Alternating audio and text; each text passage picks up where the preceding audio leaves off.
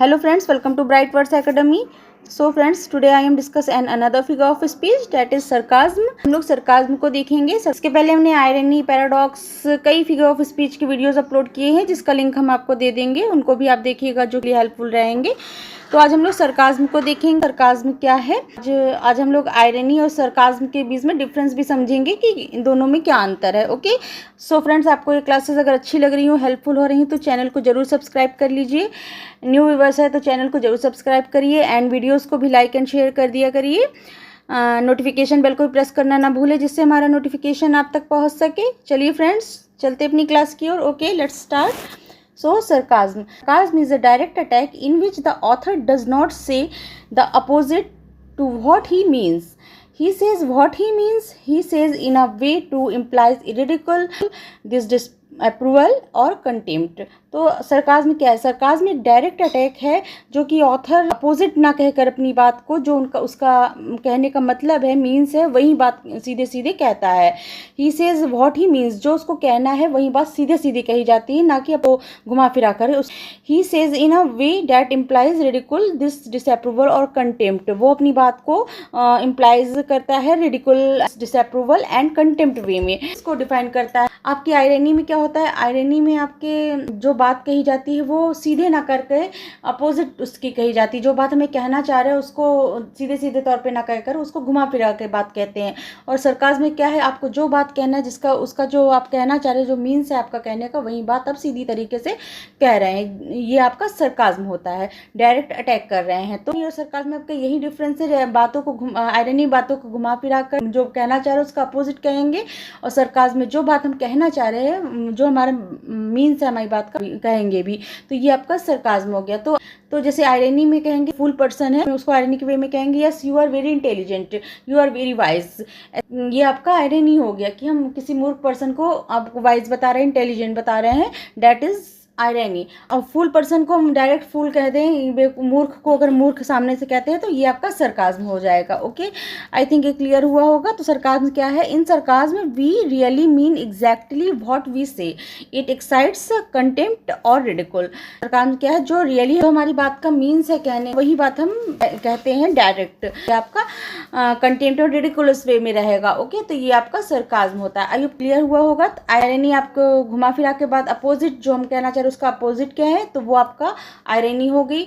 और जो आपका सीधी सीधी बात कह देते हैं, जो आप कहना चाह रहे हैं, वो आपका सरकाज़्म हो गया। ओके, एग्जाम्पल्स और अच्छे से आपको क्लियर होगा। चलिए आइए देखिए, एग्जाम्पल्स देखते हैं इसके।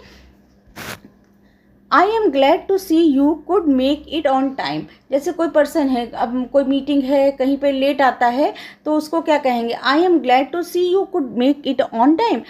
मैं बहुत प्रसन्न हुआ तुमको समय पे आते हुए देखकर, बहुत ज़्यादा मैं प्रसन्न हूँ। क्या सही में प्रसन्न हो? कोई टाइम मीटिंग में समय में नहीं पहुँच रहा है तो एक रिडिकुलस वे से उसको सरकास्टिक तौर में कहा जा रहा है, I am glad to see you could make it on time. तो मैं टाइम में आता हुआ देखकर मुझे बहुत खुशी हुई है, वो तो टाइम में नहीं आ रहा। This is the example of sarcasm. Okay, आइए और एग्जाम्पल्स देखते हैं। Could you please do that more slowly. कोई पर्सन है, वो काम बहुत धीरे धीरे कर रहा है, क्या कहें? Could you please do that more slowly. क्या तुम और इस काम को कुछ और धीमे नहीं कर सकते हो? तो ये क्या हो गया? ये सरकास्टिक वे हो गया कहने का। क्या वो पर्सन चाह रहा है कि काम और धीमे कर दे? नहीं, वो उसको ऐसा नहीं कह चाह रहा है। वो चाह रहा है वो काम तेजी से करे, बट वो तो धीमे धीमे काम कर रहा है, स्लोली स्लोली काम कर रहा है। तो वो इस सरकास्टिक वे से कह के सरकाज़्म का एग्जाम्पल हो गया, could you please do that more slowly. क्या तुम काम और ज़्यादा स्लोली कर सकते हो? और ये आपका हो गया सरकाज़्म का example. So I hope clear हो रहा होगा। चलिए नेक्स्ट पे आते हैं। Was there a lack of graves in Egypt that you took us away to die in the wilderness? तो यहाँ पे क्या कह रहे हैं?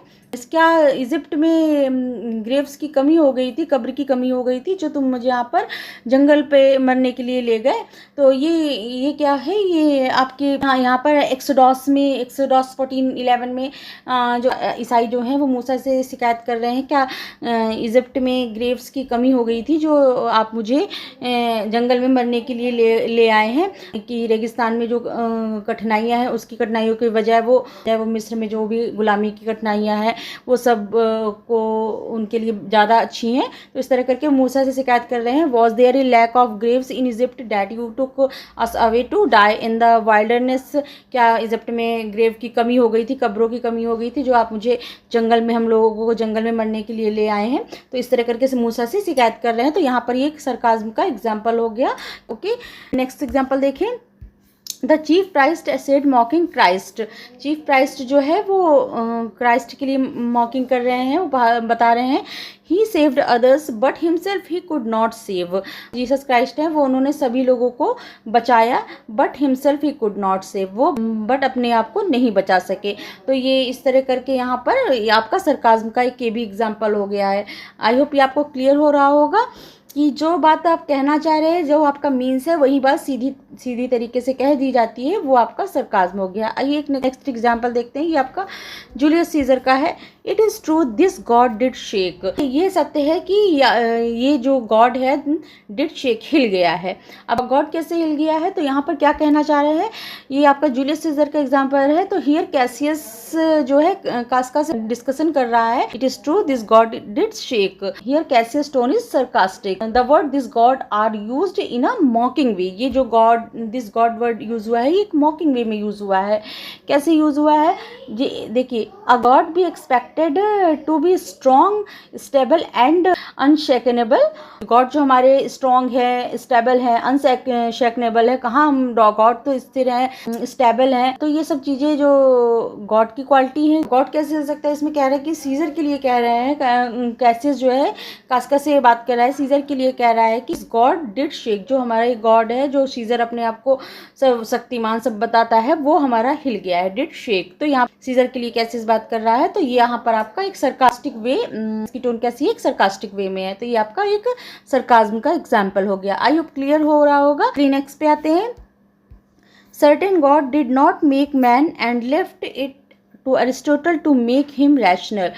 ये बाय लॉके का स्टेटमेंट है, वर्ड्स हैं, ये जो लाइंस हैं ये आपकी लॉके की है। क्या है, certain God did not make man and left it to Aristotle to make him rational. कह रहे हैं this statement implies that the speeches is being sarcastic और मॉकिंग। क्या कह रहे हैं कि गॉड ने जो भगवान इंसान को नहीं बनाया है, उसने गॉड ने जो मैन को नहीं बनाया है उसको, जबकि अरिस्टोटल के तर्क संगत के लिए छोड़ दिया है। तो ये आपका लॉके का स्टेटमेंट है, जो कि एक सरकास्टिक वे में यूज किया गया है। The statement implies that the speeches is being sarcastic और मॉकिंग the idea that Aristotle was respectable for humanity's rationality. It is a way to express strong disapproval or ridicule. ये एक बहुत ही strong disapproval and ridiculous way है। Okay, तो this is the example of the sarcasm. Okay, यानी भगवान ने जो man को बनाया है, नहीं बनाया उसको, तो अरिस्टोटल के तर्क संगत के लिए, रैशनल के लिए छोड़ दिया है। तो इस तरह का यहाँ पर आपका सरकाज़्म का एक एग्जाम्पल हो गया है। ओके, नेक्स्ट एग्जाम्पल उसको भी देख ले। We have just enough religion to make us hate but not enough to make us love each other. तो ये जोनाथन स्विफ्ट का स्टेटमेंट है, जिसमें कह रहे हैं वो, we have just enough religion to make us hate.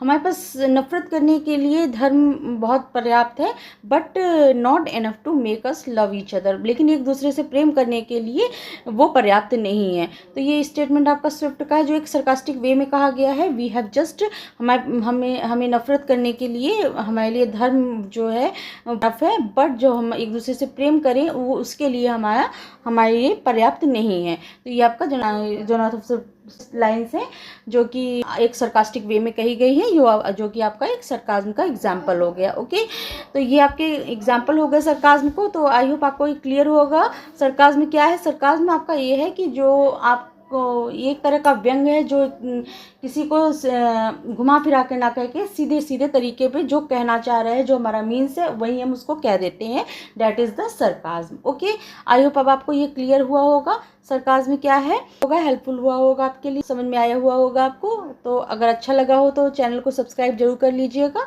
And videos को भी लाइक एंड शेयर जरूर कर दीजिए। चलिए फ्रेंड्स, फिर मिलते हैं न्यू वीडियो में न्यू फिगर ऑफ स्पीच के साथ। Okay, thank you, thanks for watching, thank you.